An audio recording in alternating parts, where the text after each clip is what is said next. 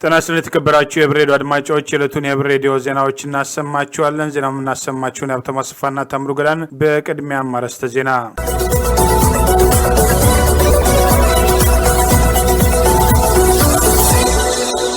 የህወሓት ተጠቃው ማለትና የመከላከያ ምላሽ፣ የአሜሪካ አስተዳደር ወቀሳ መዘዝ፣ የመከላከያ ማፈግፈግና ህወሓት ዛሬም ዜጎች ከኦሮሚያ ድረሱልን ማለት፣ የሱዳን መንግስት መክሸፍ፣ በቲክቶክ ጣጣ ልጃገረዶቹ ህይወታቸውን ማጥፋታቸው፣ ከኬንያው ፕሬዝዳንት የአሜሪካ ጉብኝት ጋር የተያያዙ ጉዳዮች፣ የመከላከያ ማፈግፈግ የሚሉና ሌሎችም ወቅታዊ ዜናዎች አሉን። ዝርዝሩን እነሆ።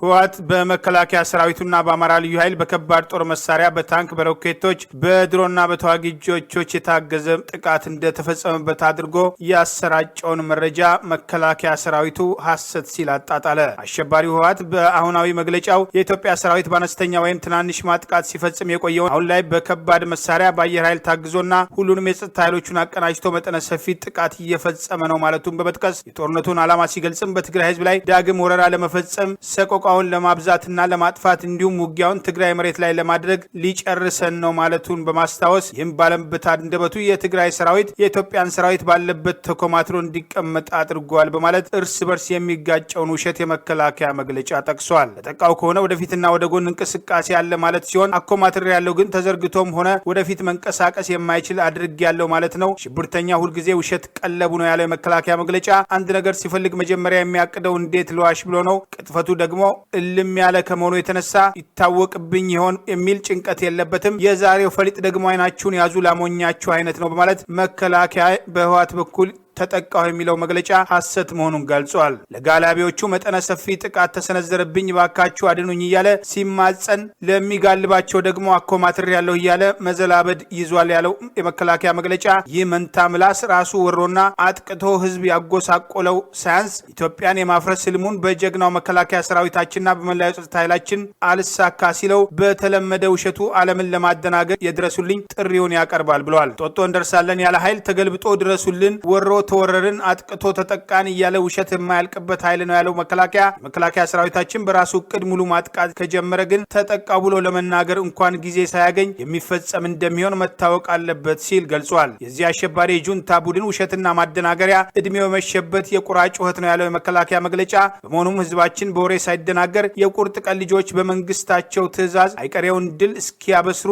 የተለመደው ድጋፍ እንዳይለየን እንላለን በማለት የመከላከያ ሰራዊት ህወሓት የሚለውን ወታደራዊ እርምጃ ለመውሰዱና ህወሓቱን ብሎ ሐሰት ማስወራቱን በመግለጫው ይፋ አድርጓል። የህወሓት ቃል አቀባይ አቶ ጌታቸው ረዳ በበኩሉም ጥቃት ተፈጸመብን ብሎ የነበረ ሲሆን ከዓለም አቀፍ መገናኛ ብዙሃን ምላሽ እንዲሰጡ የተጠየቁት የጠቅላይ ሚኒስትር ጽህፈት ቤት ቃል አቀባይ ብሌኔ ስዩም መንግስት በመላው ሀገሪቱ ዜጎችን ከሽብር ድርጊት የመጠበቅ ኃላፊነት አለበት ከማለት ውጭ ተወሰደ ስለተባለው ጥቃት ማረጋገጫ አልሰጡም። የፈረንሳዩ ዜና አገልግሎት የመንግስት ኃይሎች በትግራይ አማጽያን ላይ በአማራ ክልል ውስጥ በምድርና በአየር ጥቃት እያካሄዱ መሆናቸው በእርዳታ ስራ ላይ የተሰማሩ አማጽያን ምንጮች ጠቅሶ መዘገቡ ይታወሳል። አሸባሪው የህወሓት ቡድን በተለይም በእንግሊዝኛ ባወጣው መግለጫ ጥቃት እየደረሰብኝ ነው ማለቱ ምናልባት ሰሞኑን ለሚጀምረው ዓለም አቀፍ ዘመቻ ለማጠናከር የታሰበ ሊሆን ይችላል የሚል ጥርጣሬም ተከትሎ መውጣት ጀምሯል። ይህ ህብር ሬዲዮ ወቅታዊ መረጃ ምንጭ ነው። የአሜሪካ አስተዳደር በኢትዮጵያ ውስጥ የጎሳ ተኮር ጦርነት እንዲቀሰቀስ የመደገፉ አዝማሚያም ከኢትዮጵያም አልፎ ለአፍሪካ አህጉር ታላቅ ኪሳራ ሊያስከትል እንደሚችል አንድ አሜሪካዊ አንጋፋ ምሁር አስጠነቀቁ። በአፍሪካ ጉዳይ ከ30 ዓመታት በላይ የዘለቀ ምርምር ያደረጉትም የተለያዩ መጽሐፍትን ለንባብ ያበቁትና የአሜሪካ ፖለቲከኞችን የተንሸዋረረ የውጭ ፖሊሲያቸውን በመተቸትም በስፋት የሚታወቁት ሎረንስ ፍሪማን በወዳጆ ትስስር ገጻቸው ላይ ኢትዮጵያን በተመለከተም ባሰፈሩት አስተያየትም በኢትዮጵያ ውስጥ የብሔር ተኮር ግጭት እንዲካሄድ በትጋት የሚሰራው ቂላቂሎች የአሜሪካ ፖለቲከኞችና የፕሬዚዳንት ጆ ባይደን አስተዳደር ይህ አካሄዳቸው ከኢትዮጵያም አልፎ በአፍሪካ አህጉር ውስጥ የማያበራ ጉዳትም እንዲፈጠር ስለሚያደርግ ቆም ብለው ሊገነዘቡ ይገባል ሲሉም ሎረንስ አስጠንቅቀዋል። ቀዳማዊ ኃይለ ሥላሴ በአንድ ወቅት ራሳችንን በጎሳ ከከፋፈልን፣ ራሳችንን በልዩነት አጥር ከገደብን፣ ራሳችንን ለውጭ ኃይሎችም ጣልቃ ገብነት ማመቻቸትና ለእነርሱ በሩን የመክፈትም ያህልና ለአደገኛ ኪሳራ መዳረግ በመሆኑ ጎሰኝነትን በተቻለ መጠን ማስወገድ አለብን ያሉትን ታሪካዊ ጥቅሳቸውን በምስልና በጽሑፍ አስደግፈው በወዳጆ ትስስራቸው ላይ ያጋሩ ያጋሩትም የታሪክ ተመራማሪው ሎረንስ የኢትዮጵያ ሉዓላዊ አንድነትን ጸንቶ እንዳይቆይ የሚያደርጉ ማንኛውም እንቅስቃሴዎችም አደጋውና መዘዙም ቀላል አይደለም በማለትም የፕሬዝዳንት ጆ ባይደን አስተዳደርን እንደዚሁም ሸሪኮቻቸውን አሳስበዋል። ሱዳን ከኢትዮጵያ ተጨማሪ 1000 ሜጋዋት የኤሌክትሪክ ኃይል ለመግዛት ድርድር መጀመሯ ተገለጸ። የሱዳን ኤሌክትሪክ ኩባንያ የስራ ኃላፊዎች ከኢትዮጵያ ጋር የኃይል ትስስሩን ለማጠናከር እየሰሩ መሆናቸውና ተጨማሪ 1000 ሜጋዋት የኤሌክትሪክ ኃይል ለመግዛት ሱዳኑ ኤሌክትሪክ ኩባንያ ሱዳን ኤሌክትሪክ ትራንስፎርሜሽን ኮርፖሬሽን ያቀረበውን ጥያቄ ተከትሎ በአዲስ አበባ ከኢትዮጵያ የሚመለከታቸው ባለስልጣናት ጋር ድርድር መጀመሩ ተገለጸ። የሱዳን ኤሌክትሪክ ትራንስፎርሜሽን ኮርፖሬሽን ስራ አስፈጻሚ ቴክኒክ አማካሪ የተመራ የልዑካን ቡድን በኢትዮጵያና ሱዳን መካከል በቀጣይ ስለሚኖረው የኃይል ትስስር ከኤሌክትሪክ ኃይል የስራ ኃላፊዎች ጋር ለዚሁ ድርድር አዲስ አበባ መግባታቸውን የኢትዮጵያ ኤሌክትሪክ ኃይል ኩባንያ አስታውቋል። የሱዳን ቡድን አዲስ አበባ ቦሌ ዓለም አቀፍ አውሮፕላን ሲደርስ በኢትዮጵያ ኤሌክትሪክ ኃይል የስትራቴጂክና ኢንቨስትመንት መምሪያ ዳይሬክተር አቶ ወንደሰን ተሾም አቀባበል መደረጉ የተጠቀሰ ሲሆን በአዲስ አበባ የሚካሄደው ድርድር ከዚህ በፊት በነበሩ ድርድሮች የተነሱ ጉዳዮችን እልባት ለማስገኘት መሆኑ ተገልጿል። ኢትዮጵያ ከሱዳን በኩል የቀረበውን ተጨማሪ 1000 ሜጋዋት የኤሌክትሪክ ኃይል ለመግዛት የቀረበውን 1000 ሜጋዋት ተጨማሪ የኤሌክትሪክ ኃይል ለመግዛት የቀረበውን ጥያቄ በተመለከተ በይፋ በድርድሩ ወቅት ያቀረበችው ሀሳቦች በግልጽ አልተቀመጡም። ድርድሩ ከዛሬ ጥቅምት 1 2014 ጀምሮ ለቀጣዮቹ 5 ቀናት እንደሚካሄድ ይፋ ሆኗል። ኢትዮጵያ በአሁኑ ወቅት ለሱዳን 230 ሜጋዋት የኤሌክትሪክ ኃይል በመሸጥ ላይ መሆኗን የጠቀሰው ይኸው መረጃ ከሱዳን በተጨማሪ ለጅቡቲ ኤሌክትሪክ ኃይል በመሸጥ ላይ የምትገኘው ኢትዮጵያ ለኬንያም የኤሌክትሪክ ኃይል ለመሸጥ እቅድ መያዙ ተጠቁሟል። ሱዳን የኢትዮጵያን ድንበር ከመውረር አልፋ በተለይም በአባይ ጉዳይ ላይ ከግብጽ ጋር በመወገን በኢትዮጵያ ላይ እየፈጠረችው ያለችው ጫናና በግልጽ የህወሓት ታጣቂዎችን በአገሯ እስከ ማሰልጠን መድረሷ በይፋ እየታወቀ በዚህ ደረጃ ከሱዳን ጋር የሚደረገው ስምምነትና ድርድር በምን አግባብ እንደሚደረግ ባለስልጣኑ በይፋ የገለጸው ነገር የለም። ከዚህ ቀደም በሱዳን የተወረረው መሬት አስመልክቶ ከሱዳን ወታደራዊ ባለስልጣናት ጋር ውይይት እናደርጋለን ሲሉ የመከላከያ ኤታ ማጆር ሹሙ ጀነራል ብርሃኑ ጁላ ከ6 ወራት በፊት አስታውቀው የነበረ ቢሆንም ዛሬም ድረስ ከሱዳን መንግስት ባለስልጣናት ጋር የተወረረውን መሬት አስመልክቶ በይፋ ድርድር ስለመደረጉ የተገለጸ ነገር የለም። ይህ ህብር ሬዲዮ ወቅታዊ መረጃ ምንጭ ነው። በቅርቡ አዲስ አበባ ላይ ለጠቅላይ ሚኒስትር አብይ አህመድ በዓለ ስሜት ላይ የታደሙት የኬንያው ፕሬዝዳንት ኡሁሩ ኬንያታም ለስራ ጉብኝት ወደ አሜሪካ ማቅናታቸው ታወቀ። ለ2 ቀናት በአሜሪካ የስራ ጉብኝት የሚያደርጉት ፕሬዝዳንት ኡሁሩ የዚህ ወር የጸጥታው ምክር ቤት ሊቀመንበር የሆነችው አገራቸው ኬንያ ስለ ልዩነት፣ ስለ መንግስታዊ ምስረታ ወይም ግንባታና ስለ ሰላም በሚደረገው ግልጽ ውይይት ላይ በሊቀመንበርነት ቦታ ይቀመጣሉ ተብሎ ይጠበቃል። በምክር ቤቱ የኬንያ አምባሳደር የሆኑት ማርቲን ኪማኒ በሰጡት አስተያየት በአፍሪካ ቀንድን ጨምሮ በተለያዩ አካባቢዎች ያለውን ዓለም አቀፋዊ የሰላምና የደህንነት እጦትን በተመለከተ የተባበሩት መንግስታት ምን አይነት የአስታራቂ የመፍትሄ ሀሳቦችን እንዴት ማፍለቅ እንዳለበትም ተቋማዊ ግዴታውንስ እንዴት መወጣት እንዳለበትም እስካሁን ድረስም ቁርጥ ያለ አቋም ባለመኖሩ ተገቢው አካሄድ እንዲካሄድ የሚያስችል ምክክር ይካሄዳልም ብለዋል። በኢትዮጵያ የውስጥ ጉዳይ የባዕዳን አገራትም ጣልቃ ገብነትና ጫናዎችን እንደማትቀበል በተለያዩ አጋጣሚዎችም አቋሟን የገለጸችው ጎረቤት ኬንያ በተባበሩት መንግስታት አምባሳደሯ የሆኑት ማርቲን በጦርነት ወቅት ምን አይነት የመፍትሄ አቀራረቦችን መከተል እንዳለብን አዲስ አመለካከትን ይዘን ቀርበናል በማለትም የተባበሩት መንግስታት ምን አይነትም የመፍትሄ ዘይቤዎችን መከተል እንዳለበት አምባሳደር ማርቲን ገልጸዋል።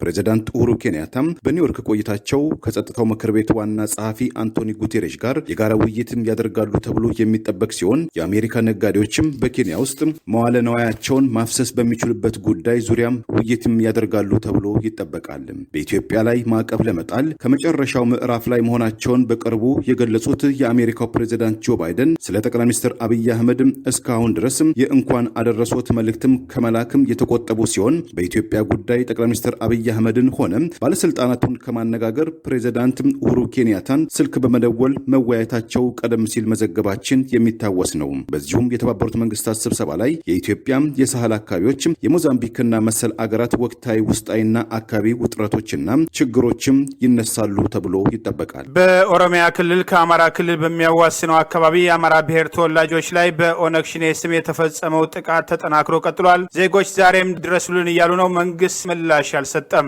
በወለጋ በአማራ ብሔር ተወላጆች ላይ የሚወሰደው የተጠናከረ የማጥቃት እርምጃ በኦነግ ሸኔ ስም ተጠናክሮ መቀጠሉ ተገለጸ። ዜጎች ምርጫ አጥተው ራሳቸውን ለመከላከል እየሞከሩ ሲሆን ሴቶችና ህጻናትን ጨምሮ ለጊዜው ቁጥራቸው የማይታወቅ መገደላቸው ተገልጿል። ትላንት ጀምሮ በርካታ ሰዎች መገደላቸው ከአካባቢው የሚወጡ መረጃዎች እየገለጹ ሲሆን ከቡሬ ወለጋ ያለው መንገድ ዜጎች ከጥቃት አምልጠው እንዳይሸሹ እንኳን በኦሮሚያ ልዩ ኃይልና በኦነግ ሸኔ ስም ከተዘጋ ከ6 ወራት በላይ እንደተቆጠረው ተገልጿል። ከምስራቅ ወለጋ ኪረሙ ከነሐሴ 13 የጀመረውን ጥቃት ተከትሎ ከአካባቢው ከተገደሉት ከ500 በላይ ሰዎችና ከ200 በላይ ሰዎች የቆሰሉ ሲሆን ይህንኑ ጥቃት ሸሽተው ከ40 ሺህ በላይ ተፈናቃዮች ያሉበት ቦታ ላይ የኦነግ ሸኔ ትላንትና ተኩስ መክፈቱን የገለጽን ሲሆን በተኩሱ ሳቢያ ምን ያህል ሰዎች እንደሞቱ ከተኩስ የተረፉ በርካቶች ወደ ጫካ ሸሽተው መሄዳቸው ከአካባቢው የሚወጣው መረጃ ይገልጻል። አባይ ማዶ በሚባለው አካባቢ ዛሬም ድረስ በኦነግ ሸኔ ታጣቂዎች የአማራ ብሔር ተወላጆች ላይ የሚወሰደው እርምጃ ተጠናክሮ የቀጠለ ሲሆን ዜጎች እያቀረቡ ያለውን የድረሱልን ጥሪ እስካሁን ድረስ መንግስት ምላሽ አልሰጠም። የመከላከያ ሰራዊቱም ሆነ የኦሮሚያ ልዩ ኃይል በአካባቢው በይፋ እንቅስቃሴ እንደማያደርጉ ተገልጿል። ያለው ነገር አጣው። በቃ ለማን እንደምነግር አጣው እና እስኪ መላ የምትለኝ ነገር ካለ ልጠይቅ ብዬ ነበር። አጋምሳ የሚባል ከቡሬ እንደተሻገር ኦሮሚያ ገና ልትገባ ጫፍ አካባቢ ማለት ነው። በእናት የሰፈርቶች ዘልቀዋል። እስካሁን አሁን ብቻ ደውዬ ስልካቸው በተዘጋ ቁጥር ሞተር ሆኖ እያልኩ ብዙ ነገር ይጃልኩ ነው። መላክ አለ በእግዚአብሔር የሆነ ነገር አድርግ። እሺ በቃ የቋሚ ስልክ እንኳን የለኝም። ከሰው የለመንኩ ነው የምደውለው፣ ግን እደውላለሁ ስልክ በቃ ላይ ስለማጡ። ከቡሬ እስከ ለቀምት ያለው መንገድ ከተዘጋ 8-6 ወር አካባቢ ሆነ እና በጣም ሰው እያለቀ ነው። ከዛ ምንም የሚዲያ ሽፋን የለም። ሶሻል ሚዲያ ራሱ ኔትወርክ ብቻ ነው የሚሰራ እና መንገዱ ዝግ ነው። ሰዎቹ በዚህ መምጣት አይችሉም።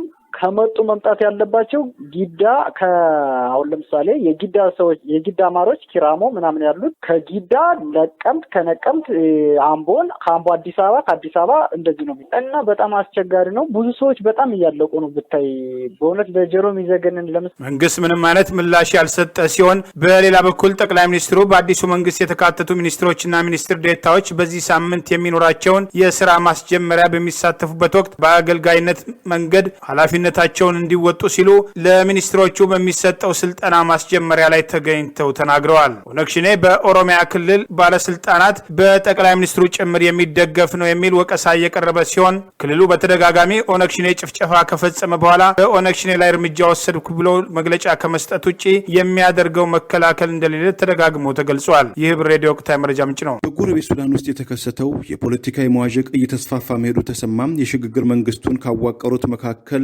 አንዱ የሆነው ተቃዋሚ ድርጅት የሱዳን የሽግግር መንግስት መክሸፉን ተናገረ። ዜና አገልግሎት ብሉምበርግ እንደዘገበው የሲቪል የሱዳን መንግስትን ካዋቀሩት መካከል አንዱ የሆነው የሱዳን አብዮታዊ ግንባር ሱዳኒስ ሪቮሉሽነሪ ፍሮንት ምክትል ሊቀመንበር የሆኑት አልታዋን ሃጆ ዛሬ ካርቱም ውስጥ በሰጡት ጋዜጣዊ መግለጫ ይህ መንግስት ማከናወን የነበረበትን የድህረ አብዮት ኢላማዎችን አላከናወነም፣ በተግባር ተፈትኖ ወድቋልም ብለዋል። በደቡብና በዳርፉር አካባቢዎች በተካሄዱት ውጊያዎች ላይ በጣምራ ተሳታፊነት የነበረው የሱዳን አብዮታዊ ግንባር ምክትል ሊቀመንበሩ አልታዋን እኛ ወታደሮችንም አንወክልም፣ የተንኮታኮተውን አስተዳደርንም ሆነ የቀድሞ አገዛዝን ጭምር ተወካዮች አይደለንም፣ ነገር ግን እውነቱን ለመናገር የሲቪላዊ የሱዳን አስተዳደር ፈተናውን ወድቋል ሲሉም ቅሬታ አዘል መልእክታቸውን ተናግረዋል። ይህ በዚህ እንዳለም ከሲቪል አስተዳደሩ ጋር ጣምራነት የፈጠሩት የወታደራዊ ክንፍ ኃላፊው ሌተና ጀነራል አብዱል ፈታህ ቡርሃን አሁን በስራ ላይ የሚገኘው የሱዳን መንግስት ከመፈራረስ ውጭ ሌላ እድል እንደማይኖረው ጀነራል ቡርሃን ዛሬ በካርቱም ውስጥ በሰጡት ጋዜጣዊ መግለጫ መናገራቸው ከካርቱም የወጡ ዘገባዎችም ገልጸዋል። በሱዳን ውስጥ ከ3 ሳምንት በላይ የዘለቀው የተጣራ ነዳጆችን ወደ አገር ውስጥ እንዳይገቡ በቤጃ ጎሳ ተወላጆች የተደረገው ክልከላም ነዳጅ የጫኑ መርከቦችም እንዳይንቀሳቀሱ ከማድረጋቸውም ጋር የተነሳ በዋና ከተማ ካርቱምን ጨምሮ የነዳጅ፣ የዳቦ፣ የኤሌክትሪክም አቅርቦት እጥረት መከሰቱ ትልቅ ፖለቲካዊ ትኩሳት የፈጠረ ሲሆን በቅርቡም ከመፈንቅለ መንግስትና ከአሸባሪዎች ጥቃት የተረፈው የሱዳን የሽግግር መንግስት ከአጣብቂኝ ውስጥ መክተቱን ከካርቱም የወጡ ዘገባዎች በስፋት እየገለጹ ይገኛሉ። በትግራይ ክልል የነበሩ የዩኒቨርሲቲ ተማሪዎች መንግስት የገባውን ቃል እንዳላከበረ ጠየቁ። ወደ ሌሎች ተቋማት እንዲመደቡ ጠይቀዋል። በትግራይ ክልል የሚገኙ ተማሪዎችን ወደ ኋላ ትቶ መከላከያ ሰራዊቱን ያወጣው መንግስት በቀይ መስቀል አማካኝነት ተማሪዎቹ ከትግራይ ከወጡ በኋላ በተለያዩ ዩኒቨርሲቲዎች የተቋረጠ ትምህርታቸውን ይቀጥላሉ፣ በአዲሱ ዓመት ይመደባሉ የተባለ ቢሆንም መንግስት ቃሉን አክብሮ ይህንን ባለማድረጉ ዛሬ ተማሪዎቹ በአዲስ አበባ 4 ኪሎ ትምህርት ሚኒስቴር ጽህፈት ቤት በመገኘት ቅሬታቸውን አቅርበዋል። ትምህርት ሚኒስቴር በተወካዮቻቸው በኩል ችግራቸውን የገለጹት በትግራይ ይገኙ ከነበሩ 4 ዩኒቨርሲቲዎች የተውጣጡ ተማሪዎች የሚኒስቴር መስሪያ ቤቱ አመራሮች ስልጠና ላይ ናቸው የሚል ምላሽ ተሰጥቷቸዋል። ተማሪዎቹና ተወካዮቻቸው ከትግራይ ክልል ሲወጡ የሳይንስና ከፍተኛ ትምህርት ሚኒስቴር ትምህርታቸውን እንደሚያስጨርሳቸው ቃል የገባ ቢሆንም እስካሁን ድረስ ምንም ተጨባጭ ምላሽ እንዳላገኙ ገልጸዋል። መንግስት እነዚህን ተማሪዎች ጭንቀት ተገንዝቦ ወደ ተለያዩ ዩኒቨርሲቲዎች መድቦ እንዲያስተምራቸው በስፍራው ተገኝተው የነበሩ ወላጆቻቸው ጭምር ጥያቄ አቅርበዋል። መስከረም ወር መጨረሻ ላይ ምደባ ሲጀመር እንደሚመድቡን ሁላችንንም ወደ ተለያየ ቦታ እንደሚመድቡን ነገሩ። ከሄድን በኋላ ግን ምንም አይነት ምላሽ የተሰጠን ነገር የለም። ይህ ሁሉ ተማሪ እዚህ የሚጉላላው 3 ወር ሙሉ ነው የተመላለስ ነው። እዚህ 3ኛ ወራችን መመላለስ ከጀመረ እስካሁን ግን ማንም የመንግስት አካል መጥቶ ያናገረን ምላሽ የሰጠን ነገር የለም። የተለያዩ ደብዳቤዎችን አስገብተናል። አሁንም እያስገባን ነው። አሁንም እየጮክን ነው፣ ግን መልስ አላገኘንም። እንደኛ ወላጆቻቸውን ሳያዩ እስከዛሬ ተማሩ ተብለን ነበር ስንቆጣ የነበረው። አሁን ደግሞ እኛ በተራችን አስተምሩን እያልን እየለመንን ያለነው። አስተምሩን በምንልበት ሰዓት ግን ተመልሳችሁ እዛ ሄዳችሁ ትማራላችሁ ማለት ቀልድ ነው። እዛም ማንም ለመሄድ ፈቃደኛ ስላልሆነ አትሊስት በያለበት ዩኒቨርሲቲ የተወሰነ ተማሪ ተቀብሎ እንዲያስተምር በቃ ሁላችንንም በየቦታው እንዲያስተምሩ ነው። ተማሪዎቹ አንዳንድ ባለስልጣናት ወደ ትግራይ ተመልሰው እንደሚማሩ መናገራቸውን በቅሬታ ጭምር አንስተዋል። ወደዛ ማንም ሄድ አይፈልግም በማለት በግልጽ አቋማቸውን ይፋ ያደረጉት ተማሪዎችና የተማሪ ወላጆች በርካቶች ተስፋ በመቁረጥ መመላለስ ሰልችቷቸው እየቀሩ መሆናቸውን ያነሱ ሲሆን ከትግራይ ከወጡት ዩኒቨርሲቲ ተማሪዎች መካከል በህወሓት ጥቃት ደርሶባቸው የቀሩ ተማሪዎች ጉዳይ ዛሬም ድረስ መንግስት በይፋ የገለጸው ነገር የለም። ይህ ህብር ሬዲዮ ወቅታዊ መረጃ ምንጭ ነው። በማህበራዊ ትስስር ገጾቻቸው በሱስ የተለከፉ 2 ወጣቶች ከቤተሰቦቻቸው በደረሰባቸው የክልከላ እርምጃ የተነሳ የገዛ ህይወታቸውን ማጥፋታቸው ተዘገበ። ላቲን ታይምስ እንደዘገበው ስሟ ለጊዜው ያልተገለጸው በካይሮ ከተማ ነዋሪ የነበረችው የ15 ዓመቷ ግብጻዊት ልጃገረድ የማህበራዊ ትስስር አካል የሆነው ቲክቶክን በከፍተኛ ደረጃ ተጠቃሚ መሆኗን የተመለከቱት ወላጅ እናቷ የቃላት ማስጠንቀቂያ ቢሰጧትም በቲክቶክ ሱስ የተለከፈችው ልጃቸው ተገቢ ያልሆነ መልእክትን በቲክቶክ ገጿ ላይ መለጠፏን ተከትሎ ወላጅነት ለአባቷ ሁኔታውን ቢነግሩም ወላጅ አባት ለጊዜው በመፍትሄነት የወሰዱት የልጃቸው ስልክን በመንጠቅ ለተወሰኑ ጊዜያት ከቲክቶክም ጨዋታም እንድትታቀብ ማድረግ ነበረ። እንደ ካይሮ ፖሊስ ሪፖርት በተወሰደባት የቲክቶክም ጨዋታ ማዕቀብ የተበሳጨችው ልጃገረዷም ልጃቸው ከመኝታ ክፍሏም በመግባት የበሯን ቁልፍም ከውስጥ በመሸንቆር ዝምታን ትመርጣለች። ለእራት ጊዜ በመድረሱም ልጃቸው ወደ ገበታም ያለመምጣቷን ግር ያላቸው ወላጅናት የልጃቸው ክፍልን ቢደበድቡ ምላሽ በማጣታቸው በሩ ተሰብሮም ሲገባም ዘመና መጣሹ ቲክቶክም ባመጣው ጣጣም ሱሰኛ የሆነችው ልጃቸው ራሷን ከኮርኒስ ላይ በገመድ አንጠልጥላም ህይወቷን ማጥፋቷን የምርመራ ውጤቱ አረጋግጧል።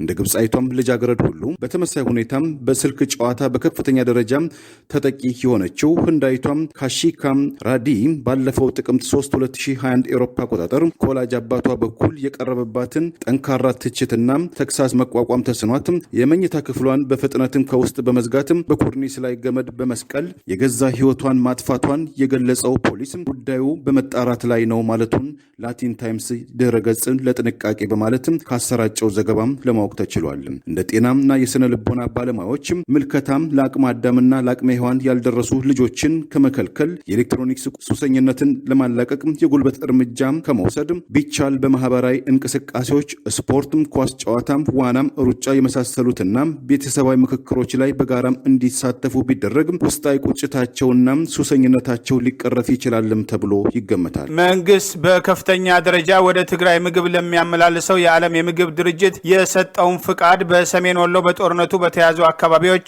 አለመስጠቱ አጠያያቂ ሆነዋል። በህወሓት ሙሉ ቁጥጥር ስር ለምትገኘው ትግራይ የምግብ ስርጭትን በተመለከተ ከዓለም የምግብ ፕሮግራምና ከሌሎችም ዓለም አቀፍ የረድኤት ድርጅቶች ጋር በትብብር እየሰራ ያለው መንግስት በተደጋጋሚ ዓለም አቀፍ የረድኤት ድርጅቶች የሚያቀርቡትን እህልና ምግብ ነክ ያልሆኑ ቁሳቁሶችን በተመለከተ ፍተሻ እየተደረገ እንዲገባ የተባለ ቢሆንም የፍተሻ ኬላዎችን መቀነሱንና የሚገባውን ፍጥነት እንዲጨመር ማድረጉ በይፋ የተገለጸ ቢሆንም በሌላ በኩል ህወሓት በጦርነት የተቆጣጠራቸው የአማራ አካባቢዎች የዓለም የምግብ ፕሮግራም እርዳታ ለማስገባት ያቀረበውን ጥያቄ መንግስት ህወሓትን ለመርዳት የሚደረግ እንቅስቃሴ ነው በሚል ሽፋን ፈቃድ ሳይሰጥ መቅረቱ ትግራይን ሙሉ ለሙሉ ለሚቆጣጠረው የዓለም የምግብ ፕሮግራም እርዳታ እንዲያስገባ እየተፈቀደ እየፈቀደ በጦርነት የያዛቸው አካባቢዎች እርዳታ ድርጅቱ እንዳያሰራጭ መከልከሉ የሚያሳምን ምክንያት አይደለም የሚለው ቅሬታ እያደገ መምጣቱ ታውቋል። መንግስት ህወሓት በአማራና አፋር ክልል ላይ ወረራ ከፈጸመ በኋላ ከ18000 ሜትሪክ ቶን በላይ እህልና ምግብ ነክ ያልሆኑ ቁሳቁሶችን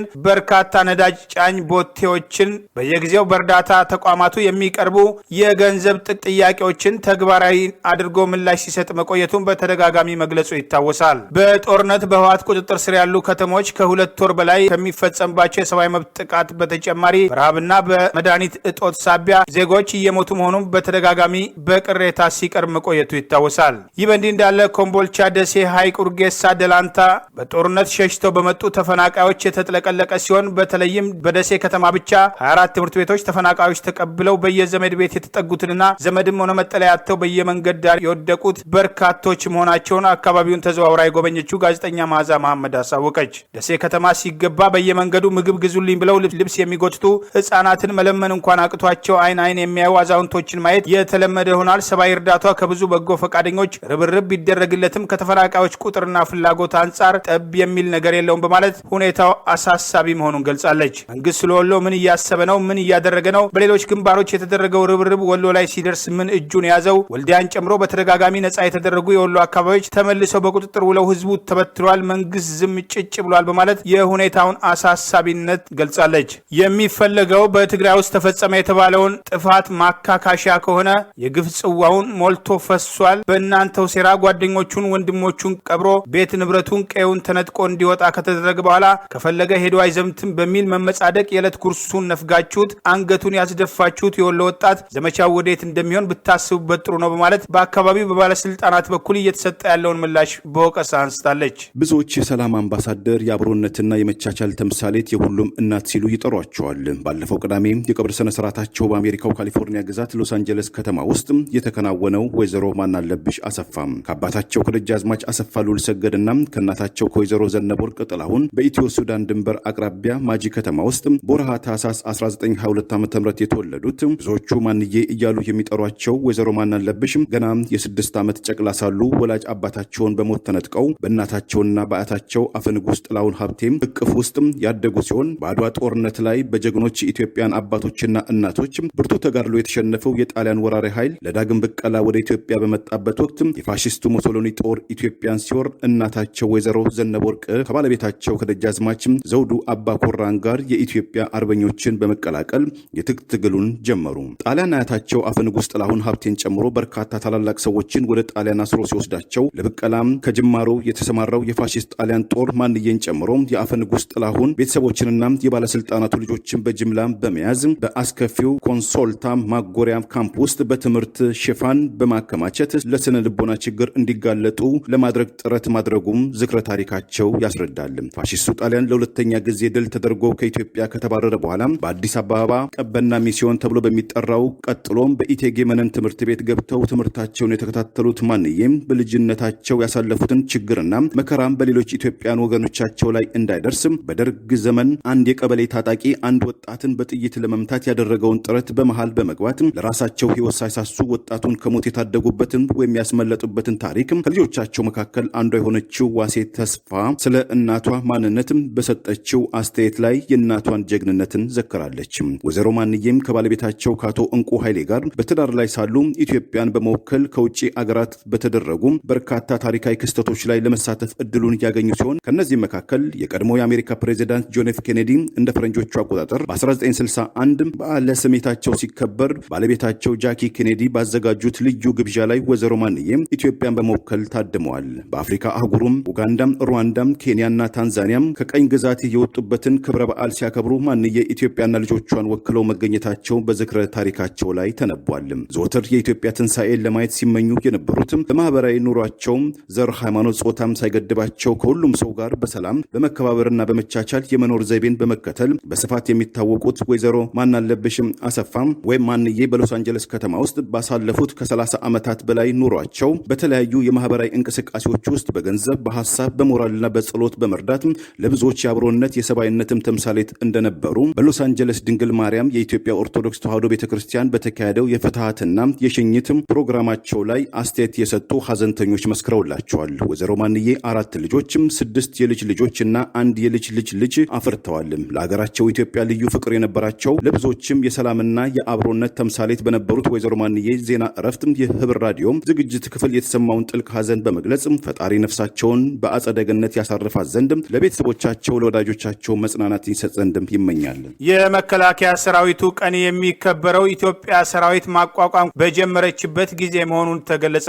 የመከላከያ ሰራዊቱ ቀን የካቲት 7 ሲከበር የነበረው ትክክል እንዳልሆነና ባለፉት 27 ዓመታት የካቲት 7ን መሰረት አድርጎ የሚከበረው ሰራዊቱ በ1987 የካቲት 7 እንደተቋቋመ አድርጎ በማሰብ በመሆኑ ይህ ትክክል አይደለም። የኢትዮጵያ ሰራዊት ለመጀመሪያ ጊዜ በተቋቋመበት ጥቅምት 15 1900 ጀምሮ የሰራዊቱ ቀን በዛ ነው መታሰብ ያለበት። ይህ ተስተካክሏል በማለት የመከላከያ ሰራዊት የኤታማዦር ሹም ጀነራል ብርሃኑ ጁላ ገለጹ። የሰራዊቱ ቀን ባለፉት 27 ዓመታት ይከበር የነበረው የካቲት 7 ነበር። ይህም የሆነው ከህገ መንግስቱ መጽደቅ በኋላ የተቋቋመ ሰራዊት ነው በሚል ራሱ ወስኖ ነው በማለት ውሳኔው ላይ ትክክል እንዳልነበር ገልጸዋል። የካቲት 7 ይከበር ሲባል አንዳንዶቻችን አይመቸንም ነበር፣ ምክንያቱም የኢትዮጵያ ሰራዊት የተመሰረተው የካቲት 7 1987 አይደለም ያሉት ጀነራል ብርሃኑ ጁላ የኢትዮጵያ ሰራዊት ማለት ከጥንት ከጠዋቱ የነበረ ሰራዊት ነው ብለዋል። ጥቅምት 15 የተደረገበት ምክንያት በኢትዮጵያ በ1900 ዓመተ ምህረት የመጀመሪያው የመከላከያ ሚኒስቴር የተቋቋመበት ወቅት ነው በማለት ሁኔታውን አስታውሰዋል። የኢትዮጵያ ሰራዊት ማለት የቀድሞ ሰራዊትን አሁን ያለውና ወደፊትም የሚመጣውን ሰራዊት ሁሉን አጠቃሎ የሚይዝ ነው። ሰራዊቱ የሀገር ሀብት ነው። ይህ ሰራዊት የኢትዮጵያ ነው እንጂ አንድ ፓርቲ መጥቶ መንግስት ቀይሮ ህገ መንግስታዊ ሰነድ አውጥቶ የሰራዊት ቀን የሚቀይረው መሆን የለበትም ብለዋል። ይህ ነው የኢትዮጵያ ሰራዊትም ማሳነስ ነው። የሰራዊቱም የረጅም ጊዜ የኮሪያን የኮንጎን ዘመቻ ታሪክ ማጥፋት ነው። እነዚህ ዘመቻዎች ከ1987 በፊት የነበሩ ናቸው ሲሉ አስታውሰዋል። ከለውጡ ማግስት የመከላከያ ሰራዊቱን ሲያደራጁ መቆየታቸውን የጠቀሱት ጀነራሉ ከተለወጡት ጉዳዮች አንዱ የሰራዊቱ ቀን አከባበር ከየካቲት 7 ወደ ጥቅምት 15 እንዲከበር መወሰኑን መሆኑን ገልጸዋል። ከዚህ በኋላ የሰራዊቱ ቀን የሚከበረው ጥቅምት 15 ነው ያሉ ሲሆን የዘንድሮ በዓል ይከበር አይከበር ለጊዜው እንዳልተወሰነ ገልጸዋል። ይህ በእንዲህ እንዳለ የመከላከያ ሰራዊቱ ኤታማዦር ሹም ሰራዊቱ ከትግራይ ከወጣና ህወሓት በአማራና አፋር ክልል ላይ ወረራ ከፈጸመ በኋላ በትግራይ በነበረበት ወቅት እንደሚያደርጉት ሁሉ በተደጋጋሚ ስለ ሰራዊቱ እንቅስቃሴ በአደባባይ ብዙ መግለጫ ሲሰጡ አይታይም። ቀደም ሲል ይሰጧቸው በነበሩ መግለጫዎች ህወሓት በከፍተኛ ደረጃ ጥቃት እንደደረሰበት፣ ምንም አይነት የቡድን መሳሪያ እንደሌለውና መሪዎቹም ያላቸው አማራጭ እጃቸውን መስጠት ብቻ ነው በማለት በእነሱ የደረሰ በልጆቻቸው አይድረስ እስከ ማለት ደርሰው እንደነበር ይታወሳል። ጠቅላይ ሚኒስትሩ በፓርላማ መቀሌን ከተቆጣጠሩ በኋላ ድል ቁርሱ በማለት ኤታማዦር ሹሙን አሞካሽተዋቸው እንደነበር አይዘነጋም። ይህ ህብር ሬዲዮ የወቅታዊ መረጃ ምንጭ ነው። የእስራኤል መንግስት የአይሁድ ሃይማኖት ተከታይ መሆናቸውን የሚናገሩ ተገን ጠያቂዎችን ወደ አሜሪካ ለማባረር በእንቅስቃሴ ላይ መሆኑ ተዘገበ። ታይምስ ኦፍ እስራኤል እንደዘገበው በእስራኤል ኔጌቭ በረሃ ከተማ በሚገኘው ዲሞና ውስጥ ከሚገኙት 3000 ጠንካራ ቤተሰቦች ውስጥ ለ51 ቤተሰቦች ካለፈው መስከረም 23 2001 ኤሮፓ አቆጣጠር ጀምሮ በእስራኤል ውስጥ ምንም አይነት የህጋዊ የመኖር መብት እንደሌላቸውና አገሪቱን በአስቸኳይ ለቀው እንዲወጡ የሚያዝ ደብዳቤም ተልኮላቸዋል ብሏል። የሂብሩ እስራኤላዊ ኮሚኒቲ ቃል አቀባይ የሆኑት አሽሪል ሞር ለታይምስ ኦፍ እስራኤል እንደተናገሩት የእስራኤል የህግ አስከባሪዎች ዛሬ ከተወሰኑ የኢሚግሬሽን ኃላፊዎች ጋር በመሆን በንግድ ተቋማት ውስጥ አሰሳ በማድረግ ላይ ተሰማርተዋል። የሂብሩ እስራኤል አባላትን ለማባረር እየተንቀሳቀሱ ናቸው ብለዋል። ከእስራኤል ወደ አሜሪካም እንዲባረሩ ደብዳቤ ከተጻፈላቸው 51 አባላት ውስጥ አንዳንዶቹ በእስራኤል ውስጥ እየተወለዱ ለእስራኤል መከላከያ ሰራዊት ውስጥም ያገለገሉ መሆናቸው የእስራኤል ግዛትን በቀጣዩ 60 ቀናት ውስጥ ለቀው መውጣት እንደሚገባቸው ነገር ግን ይግባኝ መጠየቅም እንደሚችሉም ተነግሯቸዋልም ተብሏል። የመባረር ደብዳቤ የተሰጣቸው 51 ግለሰቦችም ከአሜሪካ ወደ እስራኤል በቱሪስት ቪዛ የገቡ የ3 ወር በእስራኤል መቆያ ጊዜያቸው ሲያልፍ በእስራኤል ውስጥም ልጆች ያፈሩ አንዳንዶቹም በእስራኤልም ሆነ በአሜሪካ የመቆየት ህጋዊ ከለላ የሆነ የአሜሪካ ዜግነት የሌላቸው አገር አልባ ወይም በእንግሊዝኛው ስቴትለስ በመሆናቸው የሚሄዱበት አገር እንደማይኖርም ተወካያቸው ሙር ለጋዜጣው ተናግረዋል። ወደ 3000 የሚጠጉትም ጠንካራ የማህበረሰቡ ክፍሎች ከእስራኤል ወደ አሜሪካ የተሰደዱት የጥንታዊ የእስራኤል ዝርያ እንዳላቸውና እንደ ፈረንጆቹ አቆጣጠር ከ1969 ጀምሮ ወደ እስራኤል መጓዛቸውን ዘገባው አክሎ ገልጿል። የፍትህ ያለህን የምጠይቃለው የእነ እስክንድርን የግፍ እስር የሚቃወመው ማህበራዊ ዘመቻ ተጀመረ። ብዙም ትኩረት አላገኘም። ባልደራስ በአዲስ አበባ መቀመጫቸውን ላደረጉ ኤምባሲዎች ደብዳቤ አስገባ። የባልደራስ ለእውነተኛ ዲሞክራሲ ፓርቲ ፕሬዝዳንት እስክንድር እስክንድር ነጋን ጨምሮ የባልደራስ አመራሮች በስር ሲማቅቁ ዓመት ማለፉን በማስታወስ እነዚህ የፖለቲካ መሪዎች ከታሰሩ ጀምሮ 1 ዓመት ሙሉ ያለምንም ፍርድ ታስረዋል። አሳሪያቸው መንግስት ጠቅላይ አቃቤ ሕግ ምንም አይነት የሰውም ሆነ የሰነድ ማስረጃ በአደባባይ ማቅረብ ባለመቻሉ የግፍ እስራቸው አብቅቶ እንዲፈቱ የሚጠይቀው የማህበራዊ ዘመቻ ከዛሬ ጥቅምት 1 እስከ ጥቅምት 3 2014 ዓ.ም ድረስ የሚካሄድ ሲሆን ዛሬ በይፋ ተጀምሯል። ብዙዎች ዘመቻውን እየተቀላቀሉት አይደለም። የባልደራስ እውነተኛ ዲሞክራሲ ፓርቲ እስክንድር ነጋ በሰሜን አሜሪካ በመምጣት በኢትዮጵያ ውስጥ የዘር ማጥፋት ስጋት እንዳለ በተደጋጋሚ ባስጠነቀቀባቸው መድረኮች በርካታ ህዝብ በመሰብሰብ በአገሪቱ ያለውን ወቅታዊ ተጨባጭ ሁኔታ ለነ እስክንድር እንቅስቃሴ ድጋፍ ሲሰጥ የነበረ ቢሆንም ዛሬ በማህበራዊ ሚዲያ የተጠራውን ዘመቻ የተወሰኑ ወገኖች ብቻ ሲያስተጋቡት ተስተውሏል። ይህ በእንዲህ እንዳለ የባልደራስ እውነተኛ ዲሞክራሲ ፓርቲ ቅመጫቸውን አዲስ አበባ ላደረጉ ሩሲያ፣ ቻይና፣ ፈረንሳይ፣ አየርላንድና ጣሊያንን ጨምሮ ለተለያዩ ኤምባሲዎች በእነ እስክንድር ላይ የተፈጸመውን የግፍ እስር በተመለከተ ድርጊቱን እንዲያወግዙ ጥሪ አቀረበ። ባልደራስ በዚህ ደብዳቤው በግፍ እስር ላይ የሚገኙት የባልደራስ እውነተኛ ዲሞክራሲ ፓርቲ ከፍተኛ አመራሮች አቶ እስክንድር ነጋ፣ አቶ ስንታየው ቸኮል፣ ወይዘሮ አስቴር ስዩም፣ ወይዘሪት አስካል ደምሴ ከ1 ዓመት በላይ ያለ ጥፋታቸው ለዲሞክራሲ ፍትህና እኩልነት በመወገናቸውና የፖለቲካ አመለካከታቸው እንደ ወንጀል ተቆጥሮ በግፍ የታሰሩበትን ሁኔታና በእስር ቤት እየደረሰባቸው ያለውን መንገላታት በተመለከተ ጽፎ ድርጊቱን እንዲያወግዙ ጠይቋል። በሰላማዊ የነጻነት ታጋዮች ላይ እየደረሰ ያለው መንግስታዊ በደል፣ የፍትህ እጦት፣ የሰብአዊ መብት ገፈፋና ያለ ጥፋታቸው መታሰራቸው አላግባብ መሆኑን ያስታወሰው ባልደራስ በአስቸኳይ ከግፍ እስር እንዲለቀቁ ጥሪ እንዲያቀርቡ ጠይቋል። የባልደራስ ለእውነተኛ ዲሞክራሲ ፓርቲ አመራሮች አዲስ አበባ የሁሉም ኢትዮጵያውያን ከተማ ነች። የአዲስ አበባ አስተዳደር ራሱን ችሎ መቋቋምና ህዝቡን በመረጠው አስተዳደር መመራት አለበት የሚል ጽኑ እምነት እንደነበራቸው በተደጋጋሚ ጥያቄ ማቅረባቸውን ተከትሎ ጠቅላይ ሚኒስትር አብይ አህመድ አደራ ባላደራ የሚባል ነገር የለም፣ ጦርነት ውስጥ እንገባለን በማለት አስቀድመው ከስራቸው ፊት ዛቻ ሰንዝረው እንደነበር ይታወሳል። ይህ ህብር ሬዲዮ ወቅታዊ መረጃ ምንጭ ነው። ለዛሬ ያሉን ዜናዎች እነዚህ ናቸው። ዜናውን ስታደምጡ ለቆያችሁ የህብር ሬዲዮ ቤተሰቦችና አድማጮች ምስጋናችን ይድረሳችሁ። የህብር ሬዲዮ ኦፊሻል ዩቲዩብ ቻናላችንን ሰብስክራይብ ያላደረጋችሁ ሰብስክራይብ በማድረግ በተጨማሪም የደውል ምልክቱን በመጫን የህብር ሬዲዮ ቤተሰብ እንድትቀላቀሉ በአክብሮት እንጋብዛለን። በድጋሚ እናመሰግናለን። ጤና ይስጥልን።